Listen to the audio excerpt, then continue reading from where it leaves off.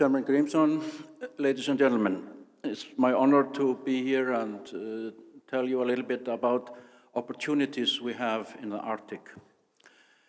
We have today and yesterday heard about the problems we are dealing with on Earth, and this is affecting all the Earth.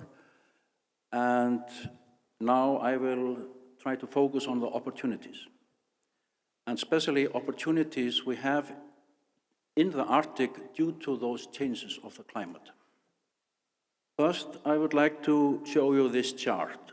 This has been mentioned today that the world population is growing, and that is the blue line in the chart.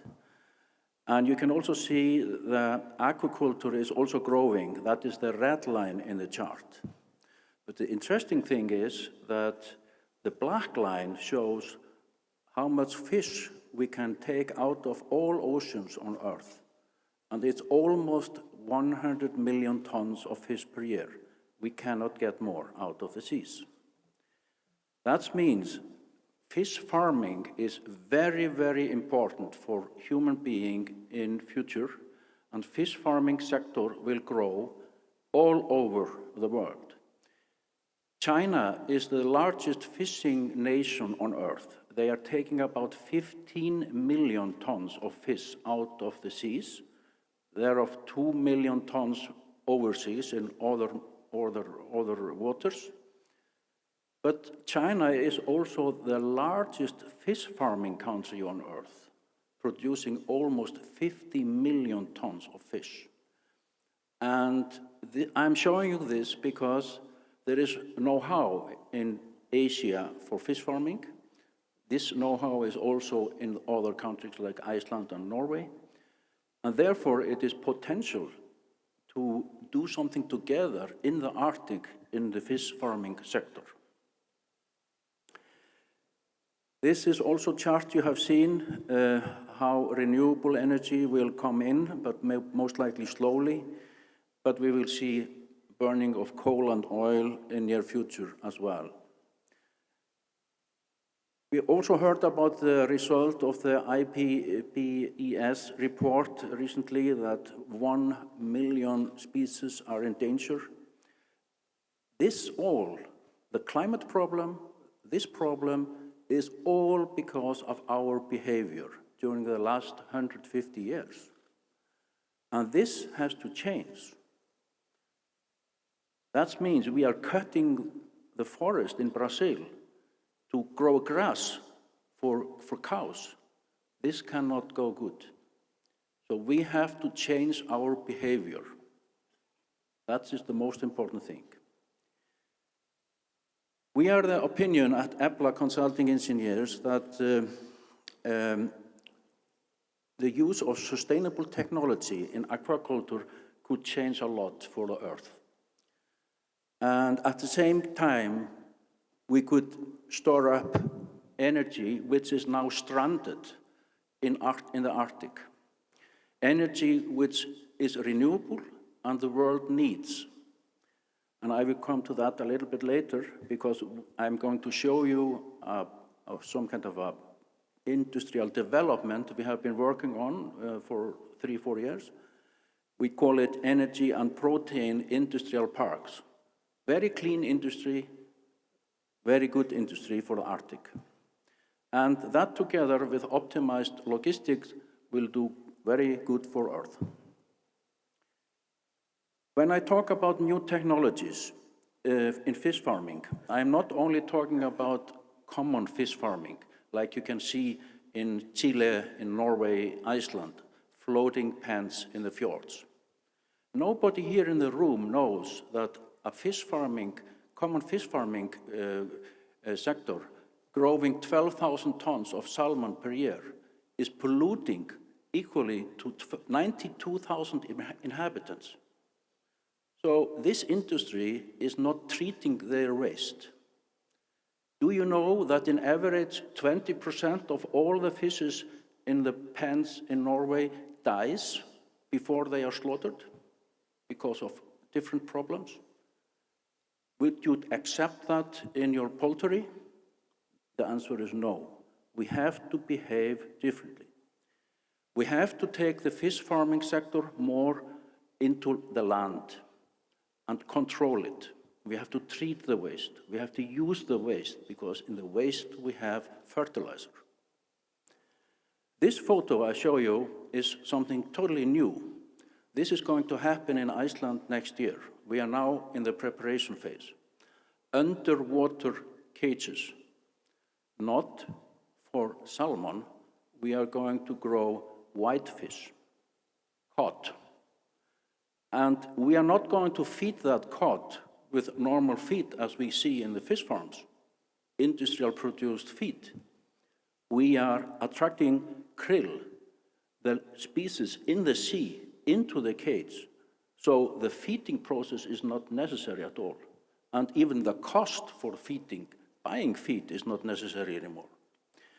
Just to give you one figure, we have this is called epileptic zone in the sea. That is the so-called fish we can catch with our tools, nets and all we have on Earth. And this is only 5% of the total biomass in the seas. The rest, 95%, is the so-called mesopelagic species. Those you can see on those in this picture. Krill and smaller animals, which we cannot catch with our tools today. But we can use this source of Earth better. And we are going to do that in Iceland for the first time in mankind next year. And you can see on top of the fjord, we have a floating buoy, which is sending signals to the central station, which will be located in one office, controlling all pens, all nets cages in Iceland. This will go with cameras, high technology, and telecommunication signals. I go back to energy. We have a lot of stranded energy in the Arctic. It's close by. Take a look at Greenland, the glacier of Greenland. This is the largest battery you can find on Earth, unused, almost unused. We can see thousands of megawatts generated in Greenland fjords in future. And that is going to come, and we are working on such studies now at the moment. And we have to produce hydrogen at site of those hydropower plants. We are not going to deliver the electricity in expensive, long cables to America or Europe. It's much, much better to take it into a chemical energy. And the other picture shows also a neighbor to China and Japan, the Kamchatka area in Russia. Almost no people live there. You can generate thousands of megawatts there from hydro and from geothermal, but this is not done. We have to talk about real options we have in your back garden. So talk to the Russians, please, Chinese and Japanese. It's all about sustainability. As we have heard today, it's so important to work in a correct way. And I will show you this chart here, which shows the industrial energy and protein park we have been working on. And the first of this kind will most likely be built up in a greenfield port project in Iceland called Finnafjord. This is a big investment. We produce electricity there in future from nearby wind power plants. They are directly connected to the electrolyzers, and we produce oxygen and hydrogen. The hydrogen will go in future into the fishing fleet, into the whole cargo fleet, and also in future to airplanes. But the oxygen goes straight into the land-based fish farming.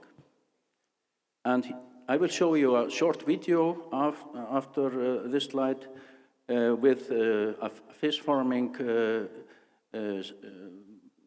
production in this fjord of the size of 60,000 tons a year. This means in this sector that waste from one industry is raw material for other industry. And this is something we can see built up all over in the Arctic, in Kamchatka, in Greenland, in Canada, all over. The Arctic is so rich on energy and at the same time rich on protein production. So this is the yellow line shows how we see the future sailing route coming into the fjord of Finnafjord. Those red areas over the North Pole are showing when so-called multi-year-old ice will stay. And you can see that in the year of 2030, the older ice than 1 year old is almost not there during the 6 months of the year. So here is Iceland from the satellite, and here is the Finnafjord area. It is most likely the best site in the whole North Atlantic for a hub for logistics in the Arctic. And now we should see this is our partner in the project, that is Bremen Port, and 2 municipalities. This is the south side of the fjord. Flat land, gravel, no rock.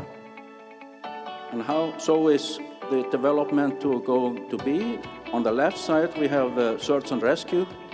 Then we have so-called mining materials coming in from Greenland in smaller portions and will be taken out in larger portions on the world markets. Then we have the container terminal. Behind those, we have factories. And on the right side, we have the fish farming sector. And the vessel there is taking out hydrogen in form of ammonia. Ammonia is the most compact chemical formula we can find on Earth for hydrogen. Ammonia is in liquid form under temperature pressure. And this is the project we have been working on now for several years. And now in circa 5 to 6 months from now, we will start international marketing work for this project and for industries to come in.